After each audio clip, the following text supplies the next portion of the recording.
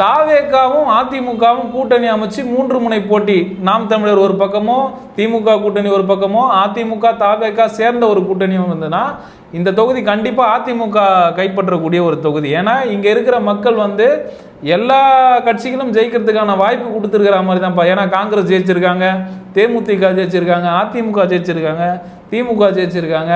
அதனால் இது இவங்க தான் ஜெயிப்பாங்கன்றதை விட கள சூழ்நிலைகளும் தேர்தலுக்கு முந்தைய அரசியல் நிலைப்பாடும், கூட்டணியும் அரசியல் நிலைப்பாடுகளும் இதில் தீர்மானிக்கும். 4 முனை போட்டியில் திமுக வெல்லும், 2ஆம் இடத்துல தாவேகா கண்டிப்பாக வரும். இந்த தொகுதியில் நான் எந்த தொகுதியிலையும் மென்ஷன் பண்ணல தாவேகா 2வது இடத்தை பிடிக்கும்ட்டு, ஆனால் இந்த தொகுதியில் கண்டிப்பாக 2வது இடத்தை தாவேகா பிடிக்கும் அப்படின்ற மாதிரி கள ஆய்வும் எங்களுடைய கருத்து கணிப்பும் இருக்குது.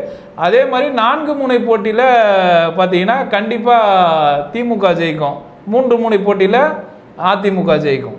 ஏன்னா பொதுவாக இது எப்படி நம்ம கள ஆய்வுகளே நம்ம எடுத்துருக்குறோம் அப்படின்னா, ஒரு அந்த இடங்களில் நடக்கிற நிகழ்வுகள் ஒரு நல்ல விஷயங்கள் சென்றடைஞ்சுதா இல்லை மக்கள் எதிர்ப்பாக இருக்கிறாங்களா அப்படிங்கிறது எல்லாத்தையுமே பார்க்குறோம். பூந்தமல்லியை பொறுத்தவரையிலும் இப்போ எக்ஸ்டென்ஷன் நிறையா இருக்குது, மெட்ரோ ஃபெசிலிட்டிஸ் நிறையா இருக்குது. அப்படிங்கிறதுனால